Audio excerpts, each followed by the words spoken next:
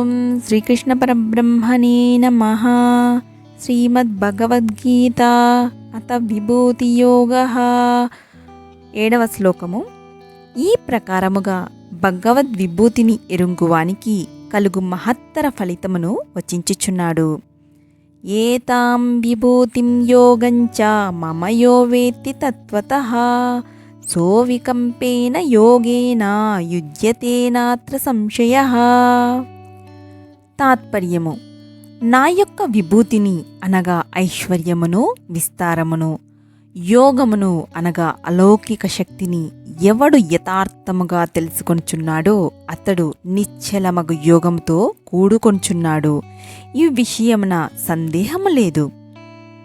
వాక్య: ఈ ప్రకారముగా భగవద్విభూతిని, సృష్టి మహిమను యథార్థముగా ఎవడు ఎరుంగునో, సమస్త జగత్తు భగవంతుని నుండియే ఆవిర్భవించినదని లెస్సగా తెలుసుకొనునో అతడు నిశ్చలమగు యోగముతో, భగవద్ధ్యానముతో, దైవనిష్టతో కూడి ఉండునని ఇట చెప్పబడినది.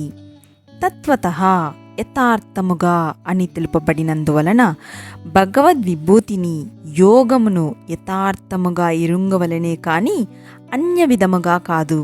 అనగా భగవంతుడు ఒకరే సత్యము, వారి నుండియే జగదాదులన్నీయూ ప్రభవించినవని తెలిసికొనుటయే వాస్తవ జ్ఞానము. అట్లు ఎరిగినవాడు అవ్యయుడగు ఆ పరమాత్మనే పొందుటకు కృతనిశ్చయుడై నిశ్చల ధ్యాన యోగముతో, దృఢ ప్రయత్నముతో కూడియుండును.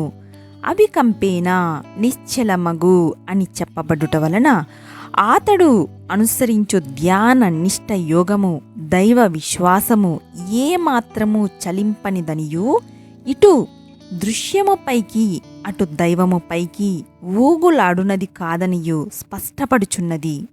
న సంశయః సందేహము లేదు అని పేర్కొనుట వలన పైన తెలిపిన వాక్యము యొక్క సత్యత్వము లెస్సగా నిరూపింపబడినట్లయినది.